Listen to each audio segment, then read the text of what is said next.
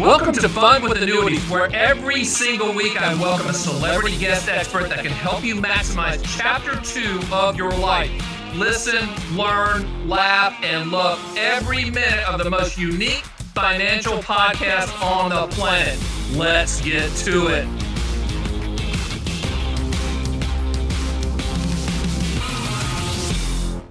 Welcome to Fun with Annuities. I'm your host, Stan, the Annuity Man, America's annuity agent licensed in all 50 states. We have a superstar repeat guest on, one of my favorite celebrity guest hosts we ever have on. And people always say, when are you going to have her back on? Well, she has graced our presence. I will say this, of all the guest hosts we have, and there's some big hitters, she is one of them, but she has the best background of anyone. If you're watching this on the Fun with Annuities YouTube channel, I mean, it looks like a photo shoot. For all you podcast listeners out there, get to the YouTube channel and take a look. Terry Savage, thank you so much for joining us once again. How are you? I always think this is the most fun thing I do. So I'm delighted to be here. We always have fun, and it's always factual, and people love when we get together because, it's just truth and facts. And there's been a little bit happening recently, Miss Savage. What's your take? Let's jump right in because we're taping this a day after the Fed just met in September, and it's going to be airing in a couple days after that. Very, very timely. What was your take on that? I'm just going to step back. The floor is yours, Miss Savage. Well, you know what? There's an advantage to having been around for a while because this is sort of like where I came in the early 1980s, and you know my background, maybe others don't. I was a founding member, the first woman trader on the Chicago Board Options Exchange. I traded currencies on the International Monetary Market at the Mercantile Exchange. And I was unique in those days in being a girl doing that. And so the local NBC station had me on a regular basis. And I came to them one day. Now, this is going to take you way, way back, before we get to today. And I realized I was trading in the Treasury bill pit. And at that time, you could only get 5% on a CD, except if you had $10,000, you could get a 6-month CD that was based on the 6-month Treasury bill rate. Okay. And that rate was, of course, set at auction at noon on Mondays, or 12:30, in fact, on Mondays. But the rate wasn't released till about 7 o'clock at night because they didn't have the computers in those days. But I was down in the pit and I knew what the Treasury bill was trading at. And I went, wait a second. I asked the noon producers, could I be the last thing on the show? I'd run over to the TV station. I'd call down to my friend on the floor and say, what's the 6-month T-bill trading at? Oh, about 8 1/4. I'd say, wow, last week the auction was 7.97. The rate's going to be 1/4% higher. To get on TV and say, if you've got a CD maturing today, don't renew till tomorrow. The rate will be 1/4% higher. Isn't that insider trading, Terry? Come on. That was in the rating business. That used to be called past posting. You knew the results before. But the fact was the futures were telling you it was real. Right. I knew that. Sure. I mean, I became famous, infamous. And one day I got a call. This is Fire Engine Company 97. We were out on a run. What did you say interest rates were going to do? So people thought I had a magic crystal ball. Yeah. And I was responsible personally for getting a lot of people a lot higher yields. In those days, you could go only to the Federal Reserve Bank to buy Treasury bills. Right. And you had to have a certified or cashier's check, a piece of paper. And those don't have state income taxes attached to the interest either. And the rates were much higher than the banks were paying. So I talked about that on TV. And the Fed, literally the Federal Reserve Bank of Chicago, called me up and said, and I went down there afterward. They were putting out, blue stanchions there to guide the crowds around the corner because people were lined up to buy T-bills. The reason I tell you that story is because that happened to me this week again. And the world is for full circle. Yeah, it has. And all of a sudden I was on morning news at Chicago. I am on WGN News. And they gave me a question. What can I get for the highest CD rate? And I quick looked down at, bank rate. And I said, but wait a minute. The 6-month Treasury bill is trading at 3.9%. Right. That's twice what any local bank is offering in a CD. Right. Here's how you do that. Remember all of you who bought I-bonds at my direction to get 9.62%? We could talk about that later. You already have a Treasury Direct account now. Go Right. click the tab that says buy and then put down 26-week T-bills and they'll take the money right out of your bank and the rate will be likely close to 4%. Now it's just before the Fed spoke. That was yesterday. It's been a lifetime since the Fed spoke. So what's happening now is a little bit of back to the future. First of all, ordinary people who have what I call chicken money set aside. They couldn't sleep at night, didn't want to risk the stock market. Right. I said this on radio this week. They've been getting screwed by the banks. Sure. No banks are saying, send money, we'll give you a toaster. Right. They have plenty of money, so they haven't been paying the high rates. So we're at a moment where the Fed is pushing rates up. That's just like it was in the early 1980s when I first got into this game. And then consumers are figuring out a way now just to get in there and buy Treasury bills at the Monday auction. And then, of course, the Fed announced that it was getting tough. So I also think something else is about to happen that happened before.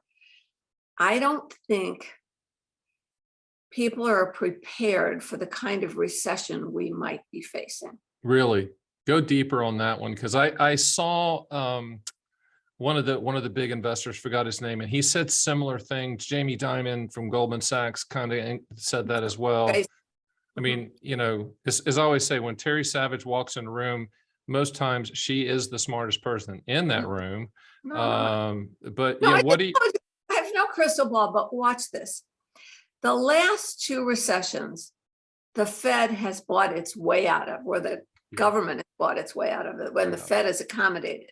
So in 2007, not that those weren't severe potential crises that could have really wrecked America, but in 2007, 2008, only they printed a ton of money and they bailed out everything from the automakers to, you know, everything that was a corporate bailout, and the financial institutions, you know, they were all merged together. Sure. The stronger ones bought the weaker ones, and some live to regret it. But the fact is, the government actively saved us from the pain of a severe recession. And nobody complained at the time. Even I wrote a column at the time saying, this is, in principle, this is wrong, but they're saving us. The same thing happened at the start of the pandemic. I mean, I was prepared for a market decline of 30%. We actually sort of had that in one day. But then the government said, no, don't worry about it. It was like Oprah, a car for you, a car for you, a stimulus check for you, a stimulus check for you, a PPP loan, you know, the airlines, we can't afford to have you laying off people. And they bought us out of those last two recessions to the tune of, now we have a $32 trillion national debt, up $8 trillion in the last 8 years, both political parties. This is Both of them. Absolutely. Yeah, you know, okay? Absolutely. But the Fed's not going to let them buy us out of this recession, even though it's a political year. And even though, for example, the government will try things like student loan forgiveness to buy votes, et cetera, et cetera. The Fed's not going to let them buy their way out. In fact, the Fed is actually not only causing the recession, but not only raising rates, but sucking liquidity out of the economy, selling those securities. So I don't think anybody is quite prepared for how painful this recession might be. And I think the Fed might even be surprised, because just like they let inflation get out of hand, you know, transitory, not. I won't hold you to this, but when you say painful, I'm sure that the listeners and viewers are like, kind of define that. They won't hold you to it. I won't hold you to it. But what are you saying? I mean, obviously food prices are up, gas prices are higher than they used to be. What are you envisioning? Well, I try not to envision hell. I like to be on the side of the angels. No, I understand. Here's the thing. We could have the worst of all worlds, which is that inflation is pretty well built into our economy now. Yeah, maybe gasoline prices, of course, are coming down, energy prices, and maybe Putin's war will be over, and that'll help. But we have a lot of inflation built into wage demands, into rental agreements, and into the. I mean, when Ford Motor Company says our profits are going to be squeezed, not because we can't get stuff anymore. We can get stuff, but the costs are so high that we can't raise prices enough. Well, they're going to raise prices, but they're, in the meantime, profits will be squeezed. That's not good for stocks and so forth. FedEx saying the same kind of thing. So we could have inflation And yet the pain of high interest rates that impacts the mortgage market, that impacts other parts of the economy. And the wild card in all of this that wasn't like this in 1980s is there's one person around for every two still unemployed for every two job vacancies. So we haven't seen it in the labor market yet. We haven't seen unemployment go up, but, and people have gotten used to, what's that term? Soft quitting or. Yeah, that's interesting. And people don't know what that is people going to work and really not working that hard. I mean, in English, that's what it is. They've just kind of internally and mentally quit and just waiting to get caught doing. No, they just do very basics. Okay. Yeah. Nobody's trying to impress the boss. Nobody wants to come back to the office. Why we can do this from home. We got used to it. And the bosses who are the generation that grew up being bosses, the Jamie Dimons et al. Of the world are saying, sure. And the Goldman Sachs, get in here. And then you start to get some warnings like from Goldman Sachs and from many others saying, we're going to have layoffs. We're going to have layoffs. Right. And I don't think the general population, I'm not talking about seniors or those who were forced out because of the pandemic and haven't come back, but I think the millennial and Gen X generation, they haven't lived through a vast unemployment. No, they have not. They've seen haven't involved, oh my goodness, how do I pay the bills? Because the government handed them a check the last time it was supposed to happen. Correct. And that's what I mean by painful. And I hope it doesn't get that far, but you had you had Jay Powell saying it could be painful. It revolves around labor and we're not stopping. I mean, if he said it once, I wrote down a whole list of all the things I listened to the whole press conference. If he said it once, he said it 5, 6, 7 times. We will not stop until we break the back of inflation, even if it's. What popped out? I mean, you listened to that. We all listened to that, but you listened differently than most. What popped out to you that was a surprise that Mr. Powell said? Nothing surprised me. He said the same things he said before. Okay. And the market finally beginning to believe him. When he said it after Jackson Hole, and it was short and sweet, and everybody, all summer there'd been a rally. Hey, we'll look past the Fed. The Fed's going to pivot. It's all over.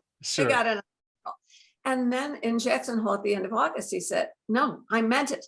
We're going to be tough and it will be painful. And that's when the market took its first big decline.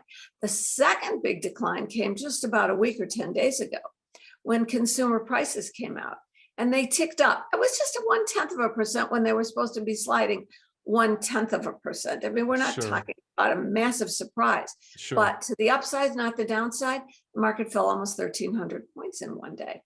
So that's when the market knew not only was Powell meaning what he said, but inflation was stronger than a lot of people had hoped it would be, and that this involved more pain. And then we had the Fed saying, yeah, 75 basis points, no big surprise. 4.2% by the end of the year. We were at zero about 4% a year ago. We're now at 3 to 3.25. They got another at least 75 basis points to go this year, this election year in the middle of this fall, right? I know. That's surprising to me, by the way. Very surprising. Yeah, I'm happy for it, but I'm just surprised. Well, and they're saying 4.6% next year. Well, okay. Savers are jumping up and down. At least I'm going to, T-bills will be up there over 4% in a minute.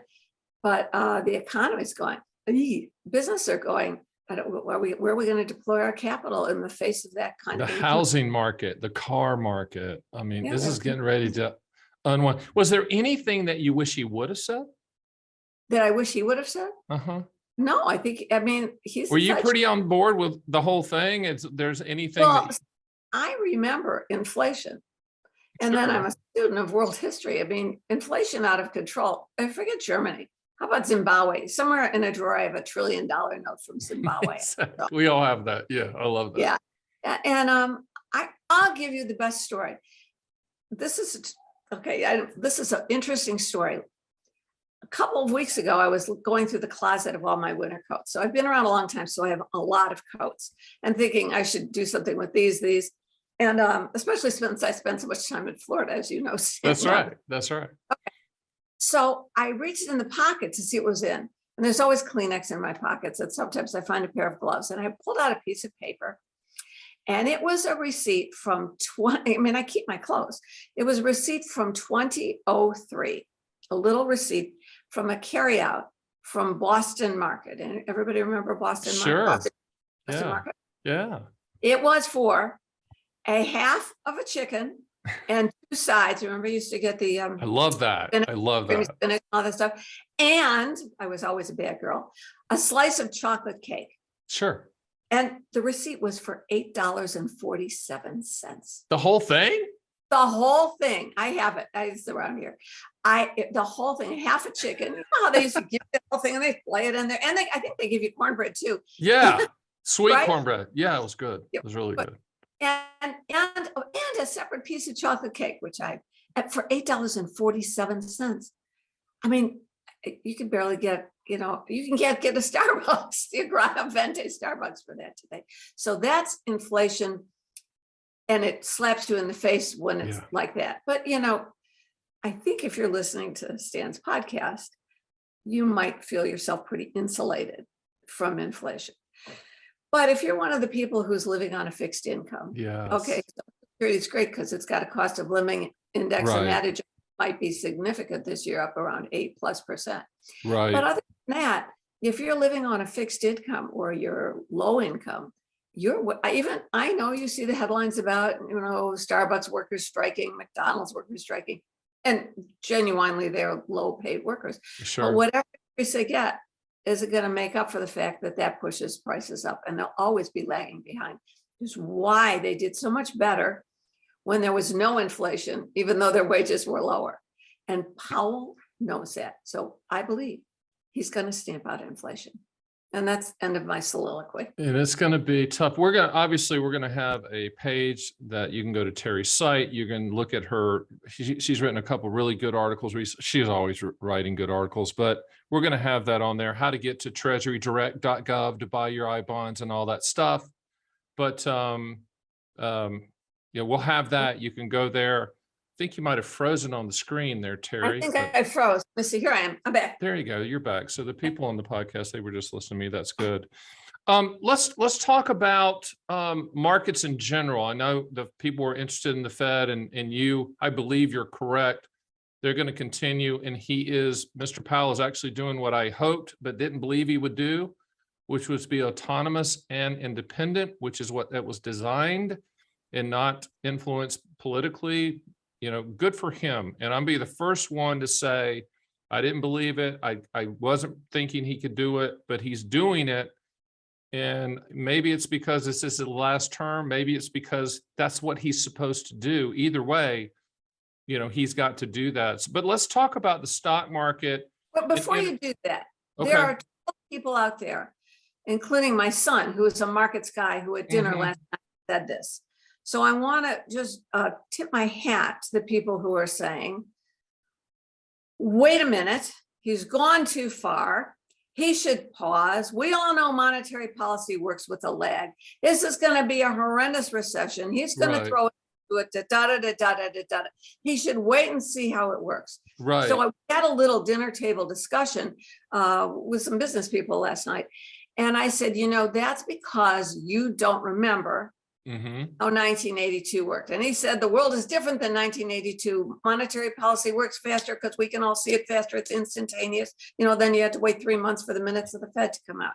So due deference to those who say Powell should take his foot off the brakes for a while, and let's see if this is working. After all, interest rates are up, mortgages are slowing.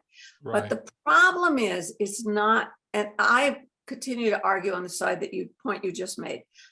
The problem is, it's not just financial inflation, isn't it? It's emotional. It's in the DNA. It's in the cells. Sure, absolutely. And you don't have to be a PhD economist. You could be an ordinary person to understand the impact. You understand it first, hardest, and fastest when it hits you, because you only have limited income coming in. That inflation mentality is what has to get broken. And it might, in fact, let me check that. I think it will take overkill to make that happen. So you should be prepared. Now, if you're going to go back to the markets, be prepared for overkill, because that was the Volcker lesson. He let up on the brakes too soon, And then he had to do a double dip, he got mortgage rates up to. Right. Yeah, I do think that I always tell people that I have cowboy boots older than most financial advisors. I mean, literally, and we're gonna throw your couture coats in there. You got couture coats that are older than most people giving financial advice, meaning that we both have scars from the past of those really tough events. And a lot of these kids just have never seen it. They've been in a bull market since they've been alive. No, it's not their fault. It's just what they know. They only know what they know. So dovetailing into that, let's talk about the markets here, the stock market, and the fact I'd like for you to comment obviously on how Bitcoin is not acting independently, or excuse me, crypto in general. That's been interesting to watch as well. Dive in, Terry. I think the two most interesting things about the markets that the first is Bitcoin and the second is gold. I'll do Bitcoin first. I know that the blockchain is going to revolutionize our lives, the technology behind it. You're correct. And you and I, we've talked about this before. Sure. But the idea that it would be a refuge from the US dollar, please, the entire world is buying US dollars. And that's why Canada raised rates, Great Britain raised rates, the euro in Euroland. Japan is defending. Holy mackerel. For the first time since before the millennium. They're defending, you know why? Because the dollar is so strong, our rates are high, and on top of spite of all our horrendous problems, we're perceived as the safest place in the world, given what's going on in Europe and natural gas. And still is, correct. So the money coming here pushes the dollar up. So if you are in France or Germany and you want to buy something from the US, you have to scrape together a lot more euros to buy $1 worth of goods. Whereas, by the way, if you're an American tourist, not now, but a month ago, you could go over there, my son did, and have a wonderful vacation because the dollar was almost at parity. And they hadn't yet raised their hotel rooms and the rental car rates and so forth. Nice. So we have a strong dollar. And so the idea that Bitcoin was going to replace the dollar, that'll only happen. I mean, it might happen in the uses of commerce because it's a natural solution, the idea of a currency that's digital. But it's not. But worse than that, though, is gold hasn't. It's like $1,650 an ounce. I know. We have inflation that's causing the Fed to be scared to death. And gold has done nothing. The gold bugs is what we call them, right? The gold bugs that's been out there. I mean, they have literally, they've got to be scratching the hair out of their head at this point because it doesn't make sense. It doesn't make sense to me either. And I'm not sitting here saying, but wait, it'll happen. Who knows? Rates, I'd rather own treasuries. But it doesn't mean that I don't still have gold left. The last time I bought gold was in 2008. When gold plunged under 1,000 to about 8 something. And that was the last time I bought gold. But the fact is I never sold it either. And it was up to 2,000 just not even 9 or 10 months ago. Now, when Jamie Dimon came out yesterday and said that Bitcoin is an organized Ponzi scheme, is that extreme? Is he? No, he's first of all, he's been saying that all along. Look, the use of Bitcoin and Ethereum, and not only that, about 102 cryptos, right, has been, it's been, first of all, the SEC hasn't stepped in to regulate it. And they will, They will. But up till now, did you read those scams of those? I didn't even know about it, or I would have written a column and waved a flag and said, don't do that. You could lend money and get a 19% return through these crypto exchanges. I didn't hear about it till they blew up. And then my reaction was, of course they blew up. I mean, that's just. If it sounds too good to be true, it is every single time. I don't care what product it is, period. Please don't forget that. Always. Always. Always. You're not going to beat your neighbor. You're not going to be the person. You're not going to be that person. Okay. By the time someone offers it to you, it's this great deal, alternative investments. If they're offering it to you, don't you think they're making something off you? I mean, since when did anyone get so generous to offer you a double-digit return on a can't-miss alternative? Oh my gosh, run the other way. I always tell people that if someone knows really, truly how to make money, double-digit returns, you're never going to meet them. Okay. You're never going to meet them. No one knows who they are. They're running under the radar screen and they're making tons of money. Why? You're not, there's no philanthropist out there, okay, giving away ideas. But yes, that bothers me that people are desperate and feel desperate enough that they think that crypto is their way out. But let's put crypto aside here. Let's talk about the markets in general. Okay. What is your sentiment here? Do you still think we have ways to go down, or is it just going to be choppy from here on in? Well, I'll go out on a limb. I think we have a long ways to go down. Okay. I think, you know, the Fed, when they're talking about higher and longer, I think it's for the market, it's lower and longer. The other thing is we've all seen markets bounce back.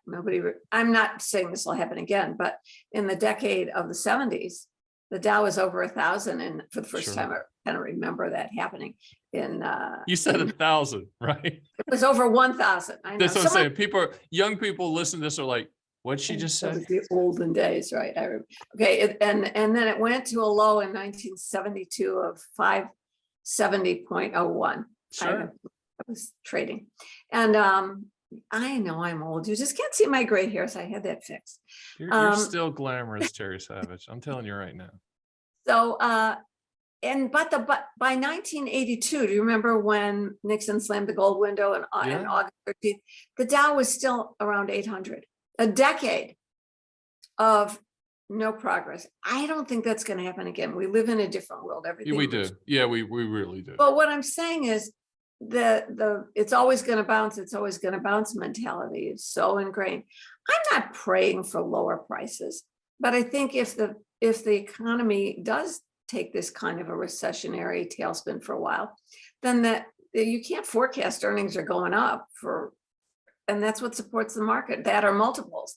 And in a bear market, both multiples and earnings contract. But I never can pick the bottom. You know, the bell doesn't ring at the top or the bottom. Me and you both know that. Never does. 30 years ago, I wrote my first book, Terry Savage Talks Money. And I wrote a chapter that I've included in I've written 4 other books since. It said, here was the example. If you charge, it was so naive back then. If you charge $2,000 on your credit card and you pay the minimum monthly payment, you're at finance 19.8% because 30 years ago it was even way. Okay, and you pay $40 a year for the annual fee. How long, I would go to the audiences, I went running around giving speeches, how long do you think it'll take you to pay it off? And 7 years, 14 years. It'll take you 31 years and 2 months, the way the minimums are calculated. And along the way, on top of the $2,000 you spent, you'll pay another $8,200 in finance charges. That was people would gasp. And I'd say, I don't care what you bought that you charged for $2,000. If it was furniture, it'll be at the Salvation Army. If it was a restaurant meal, it was down the drain long ago. Right. If you bought clothes, I used to say this, and if you bought clothes, even if they come back in style in 31 years and you kept them, you won't be able to fit into them. And I could be down in the basement of this house and you can see a wardrobe. Honest that, I can fit into. But if you took the same $2,000 every year, or the first year that you spent this year, and put it into an IRA, the S&P 500, the average historical return of 10%, instead of having all those old clothes and interest payments, $10,000 down the drain, you'd have 46,000 or whatever it was. And if you did it every year for the next 30 years, you'd have $500,000. And if you did it for 50 years, because you're 20 now, you'd have $2.1 million. So where recently someone asked me this question, what advice would I give to a young person? I went back and I went, geez, 31 years ago, I did that. I ate my thing and it works. And it worked out to be like under $40 a week to do it. So I don't call turns in the market. The long lessons are not just the memories of the bear market, but the fact that if you consistently invest and don't get scared out when the markets are down and don't get too extravagant when the markets are up, but you just keep putting it in over the long run, it's always worked through all kinds of tough times. Are you talking to the boomers as well, the retirees? I mean, because this is skittish times for them. Let's talk boomers for a second. Okay, well, I created, I always talk about the bulls and the bears. That's what you asked me to talk about, but I always added a third category, and I'm famous for this in my circles. The bulls, the bears, and the chickens. Yes. Chickens. Chicken money is money you cannot afford to lose. And, sometimes it's just not a function of age necessarily. It's your circumstances in life. Right. But Right. particularly when you're a boomer. And it was Right. really tough for the last 2 years. I've been talking chicken money, and they would all come back. But it's paying 0.5% in the bank, and the stock market's going up without me. Yeah, but you sleep at night, and now you're getting your reward. But you need some stocks, even in retirement, because Okay. over the long run, every 20-year period, stocks have beat inflation. But when you're 65 or 73, 20 years is a long, long run. So unless you're planning to leave it to your kids, you need a greater proportion of chicken money, or Stan, as the kinds of things. Okay, I'm turning the question around. I'm an Oh, interviewer. geez. Okay, Here we so go. I always said chicken money, short-term, safe, no possibility of loss. But there are some products that you have Yeah. that, what do you tell baby boomers about? Here's what I tell people, and I did a recent video called, a lot of people, it went viral. You've won the game, why are you still playing? There's a lot of people out there that I say their rates are at a point now where if you can live off the interest and never touch the principal. If you can do that in combination with Social Security, my question to you is, why don't you? And it's hard for people to miss out. It's hard for people not to be involved. They've been ingrained in their head that they have to be in the markets. They listen to people like you. It makes total sense. But what I'm saying to them, for their income floor, in combination with T-bills, CDs, multi-year guarantee annuities, which are the highest yielding fixed products on the planet, if you can never touch the principal and live off the interest, why wouldn't you do that? You've won the game. Why are you still playing? So that's my take on it. I also am telling people that when you retire, you might want to retire not only from your work, but also from your daily interactions with the markets. I'm not saying that don't have things in the markets, but in proportion, if you have it allocated properly, you're not going to follow it and care as much and live and die with each blip and Jim Cramer talking point. The point is, I think people need to learn how to retire from their jobs, which seems to be easy for a lot of people, but also tracking markets, because most people don't know, and they're not you, and they're not passionate about it. So that's kind of what I'm saying right now. I feel very passionate about those messages. I have 2 questions for you as a result of that. First of all, you mentioned multi-year guaranteed annuities, which I have CD annuities. That's what they're. The CD inside of it, right? So what are the yields now? And are they going to raise those as fast as the Fed is pushing Treasury? See, Treasury bill rates are direct. The answer is no. Are they going to raise it? Let me answer a couple things. At the time of this tape, and please everyone look at the date, because this is evergreen content. But at this point in time, 3-year you can get way over 4%, 5 years 4.5, 7 years pushing the 5% range guaranteed. But annuity companies glance at the Fed. It's all for them. They're all life insurance companies that issue these products, Terry. And right now on a 2-year Treasury note, you can get 4%. We're the day after. Correct. Absolutely. And I'm all for that, because again, I go back to winning the game. In combination, you're choosing things that protect your principal. But life insurance companies have life insurance products and lifetime income products and legacy bond portfolios. And then they look at the Fed. But the biggest thing that drives it is capacity, meaning that there's so much money coming into the insurance companies now, they don't have to raise rates. They don't have to follow in a linear fashion with the Fed. So when people say, well, I'm waiting on the Fed, I'm waiting on the Fed. Well, first of all, if you're buying lifetime income products, it's about life expectancy, not interest rates. So you're looking at the wrong thing.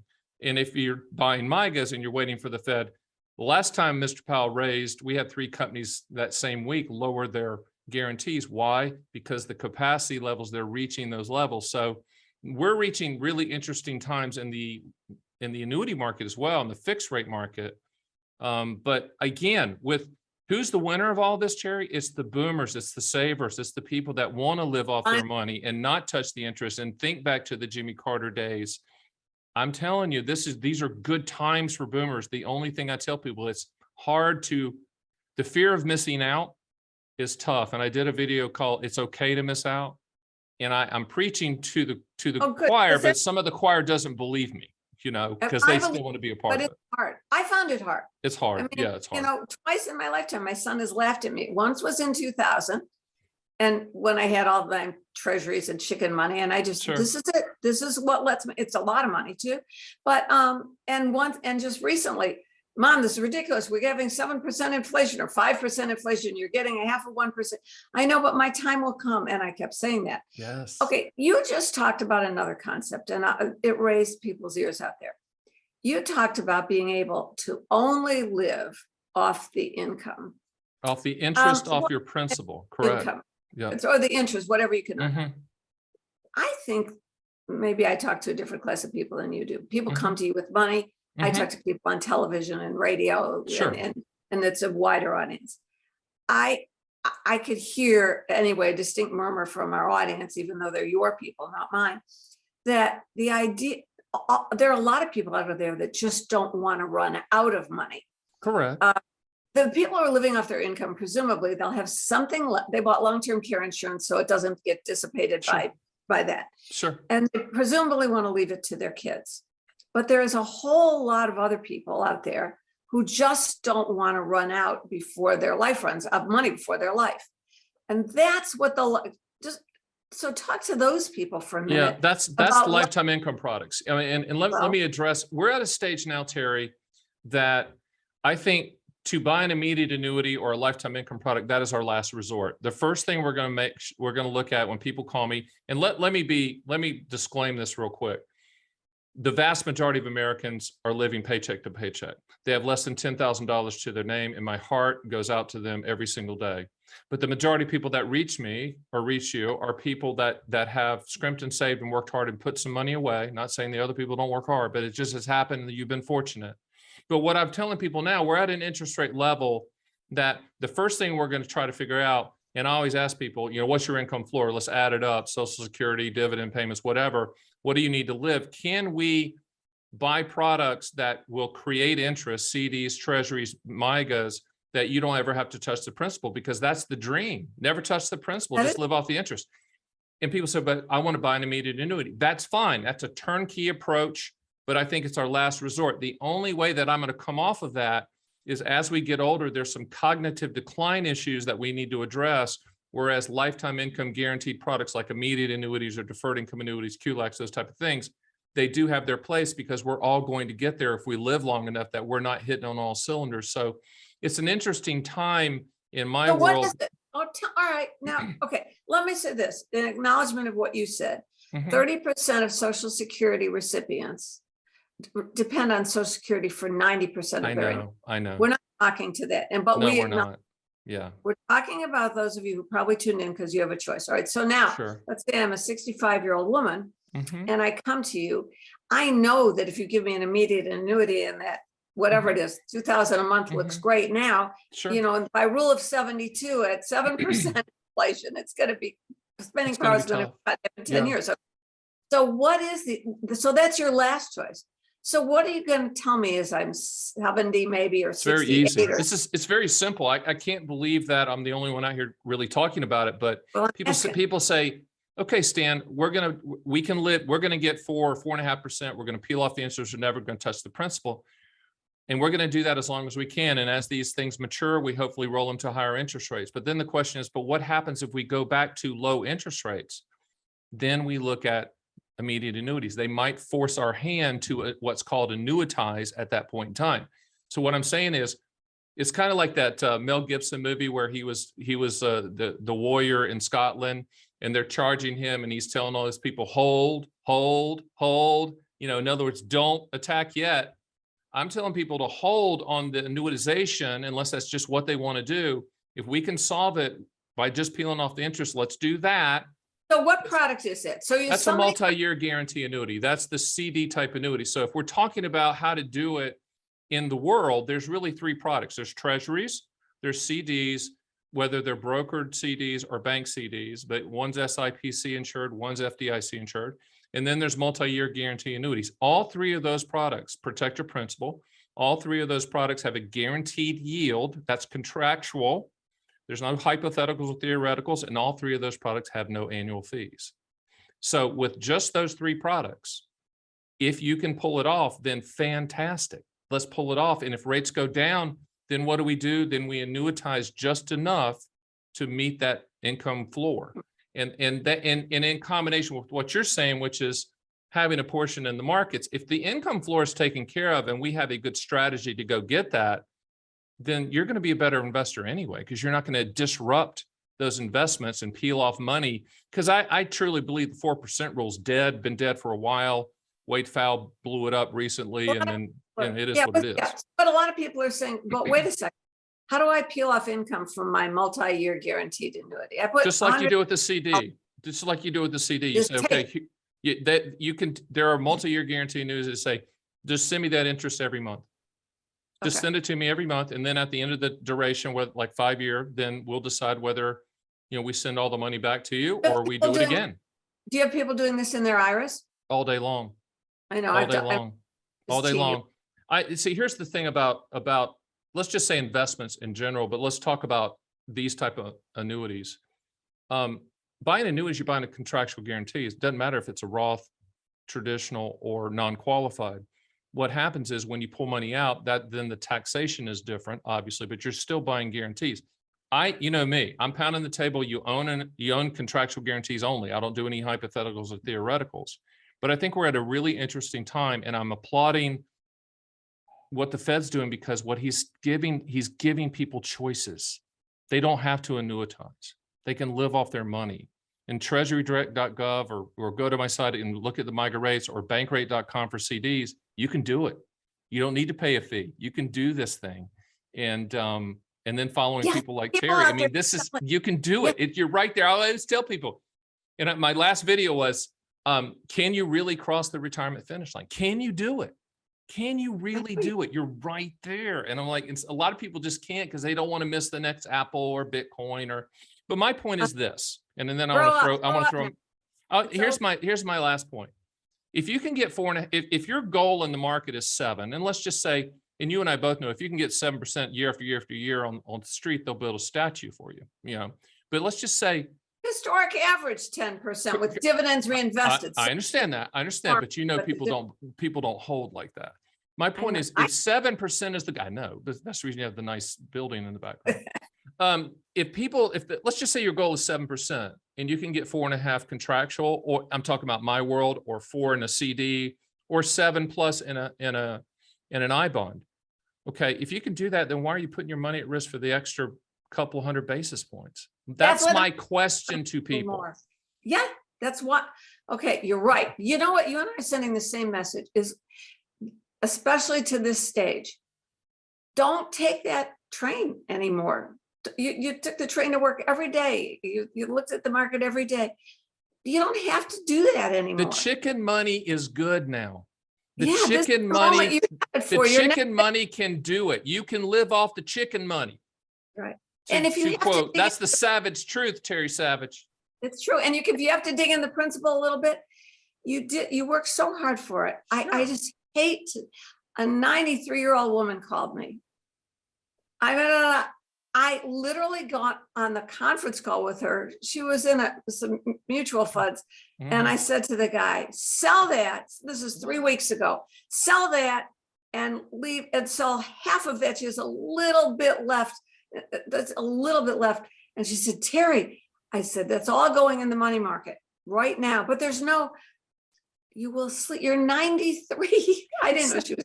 Exactly. And there are those peoples out there. That's the 85-year-old options trader that doesn't care and they know what they're doing. Great, then do your thing. But for the rest of us out there, I always tell people markets are tough because it's like surfing beside a cruise ship. You can catch a wave sometime, but most of the time you're going to get sucked under the boat.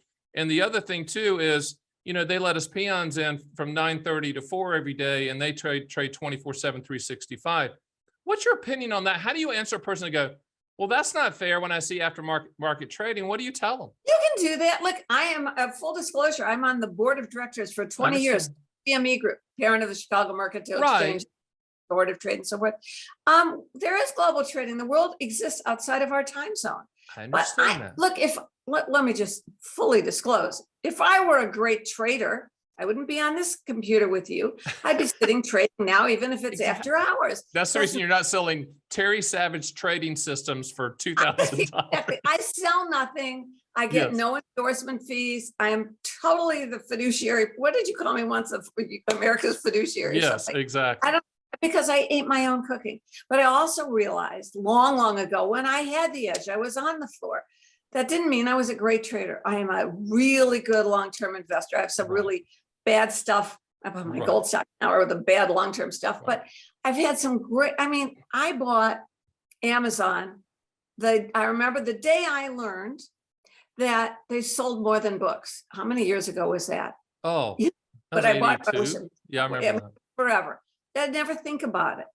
I bought Hologic the day I took my first bone density scan, maybe 25 years ago. And I said, there's a machine, you don't have to get inside of it and it can tell you. And every once in a while, I look at the stock and think, that's the best way to buy stocks right there is buy what gets your attention that makes sense. Yeah. And I mostly use funds now, especially now. Sure. But look, the message is everybody tunes into you because you have something unique. You really have a way of helping people. Well, that's what I do in my, go to terrysavage.com. You can read my columns. I don't sell anything there. Nobody pays, no ads, no clicks, no anything. Even though we're going to have links to your books, just in case. Oh yeah, The Savage Truth. I mean, it's on Amazon, but that's no big deal now. Okay.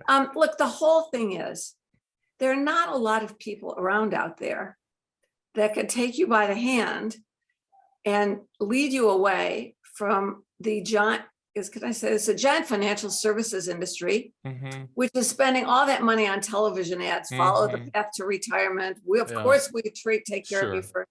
Sure. Look at all the money they're spending on the ads. Who are they? Whose money is it? It's the money they get in fees from you. I want to mention one other platform, by the way.